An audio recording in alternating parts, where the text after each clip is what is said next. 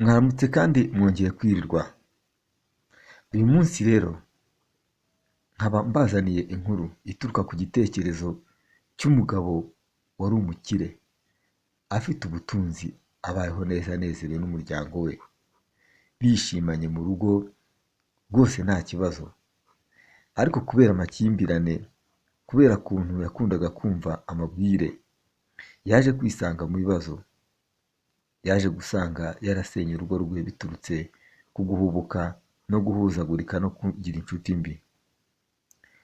Aha mu buzima busanzwe ukwiye kubitekerezaho ku gihe cyose, hari igihe bisaba ko umuntu agira inshuti yabanje gushishoza.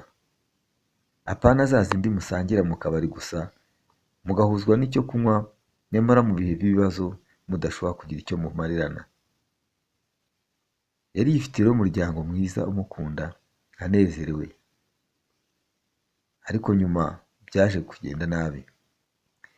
Uko yakomeje kubana n'izo nshuti, biterekaga amayoga bakanywa, bakinezeza cyane, bakanezerwa, bagashimana ngo ni inshuti barakundana. Gusa umunsi umwe yaje kugira ikibazo, ajya ku rugendo rwa kure.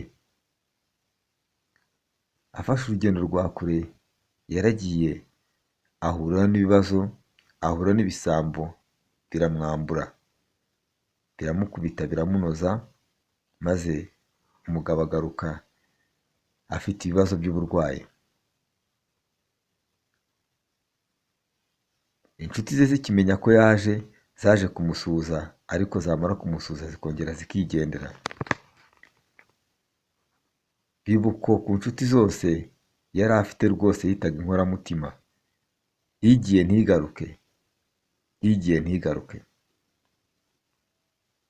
Umugabo yaje kwisanga ari mu muryango, cyane cyane ko yari abanye nawe atumvikana, yibera mu nshuti ze gusa, yirirwa asangira agacupa nabo, abana batuka, umugore amutuka.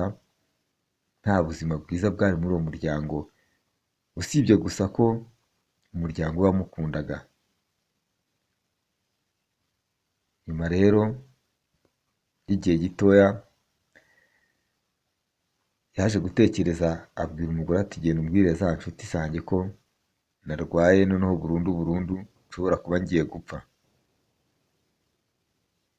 Umugore ajya ku nshuti ya mbere, imubwira ko nta kanya ifite, nibona akanya izasimbuka ikamureba.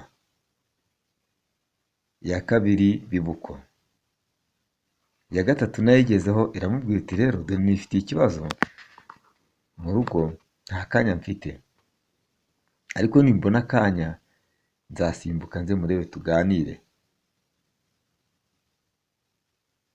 Umugabo inshuti zose zimutera utwatsi, gusa aza kugira igitekerezo kimwe, aravuga ati noneho genda bambwire ko napfuye,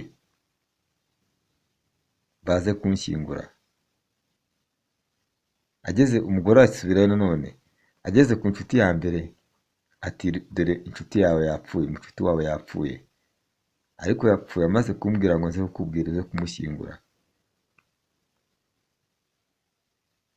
Inshuti ye ikibyumva iramubwira ati rero wihangane, uyu munsi usanze ndi mu bintu byo gutunganya amatungo, aho amatungo yanjye ari bwirirwe, ndimo ndayashakira n'ubwatsi, mfite imirimo myinshi cyane. Ariko wajya kureba wa mugenzi wacu nawe, ni koko byagenze, n'ubundi umugore niko yari yabibwiwe.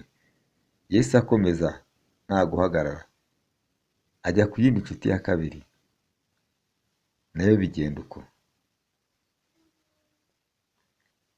Iyo nayo ntacyo yamumariye, ko yamubwiye, yasanze yibereye mu bucuruzi bwe. Iramubwira iti dore mfite ibintu byinshi cyane maze kurangura, ndacyari no gupakuruza ibigiye kuza, ntabwo rwose napfa kubona akanya, ariko nzabasura. Ajya no ku ya gatatu, iramubwira iti rero hari amafaranga ngiye kuzana kuri banki, nimvayo ndaza guhita ndangura ibintu nshaka kuzajyana hanze. Birangira babuze umwanya gutyo wo kujya gushyingura umugenzi wabo.